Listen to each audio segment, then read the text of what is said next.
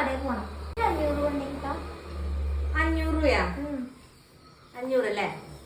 നീ ഒരു കാര്യം ചെയ്യേ, കടയിൽ പോയിട്ട് സാധനങ്ങളൊക്കെ വാങ്ങിയിട്ട് നീ എന്നെ വിളിക്കും. അപ്പൊ നിനക്ക് ഞാൻ ജിപേ ചെയ്ത് തരാം. എന്തായാലും എത്ര പൈസയാവും നിനക്ക് അറിയില്ലല്ലോ. അപ്പൊ നിനക്ക് ഞാൻ ജിപേ ചെയ്ത് തരാം. അതല്ലേ നല്ലത്? അതെ, ചെയ്യൂലല്ലേ? പിന്നെന്താ, നിനക്ക് എന്താ ഒരു വിശ്വാസം ഇല്ലാത്ത പോലെ? 500 രൂപ വേണ്ടത്രേ. 500 രൂപ വാങ്ങിപ്പോയിട്ടേ അതിന്റെ ബാലൻസ് കിട്ടില്ല, ഒരു പൊടി ഉണ്ടാവില്ല. അതിന്റെ ബാക്കി ഒന്നും തരില്ല അവള്. ഇനിയിപ്പൊ കടയിൽ പോയിട്ട് എന്നെ വിളിക്കട്ടെ. അപ്പൊ ഞാൻ പറയും, അയ്യോ നെറ്റ് കിട്ടുന്നില്ലല്ലോ, അയ്യോ റേഞ്ച് കിട്ടുന്നില്ലല്ലോ എന്ന് പറഞ്ഞ അവളെ പറ്റിക്കാം.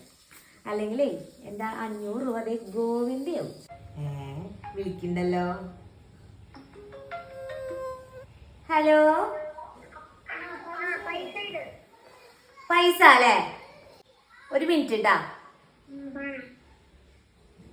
അയ്യോടി റേഞ്ച് കിട്ടണില്ലടി.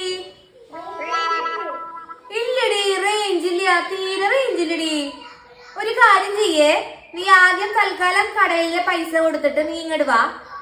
എന്നിട്ട് എന്റെ ഫോണിൽ റേഞ്ച് വരുമ്പോ നിനക്ക് ഞാൻ ആ പൈസ തിരിച്ചു തരാം.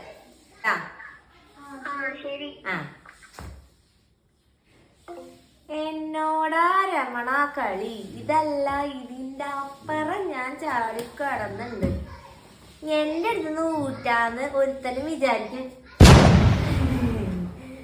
അപ്പൊ കടയിൽ പോയില്ലേ? പോയില്ല. എന്തേ? ഞാൻ കടയിൽ പോയത് എനിക്ക് റേഞ്ച് കിട്ടില്ല, എനിക്കറിയാം.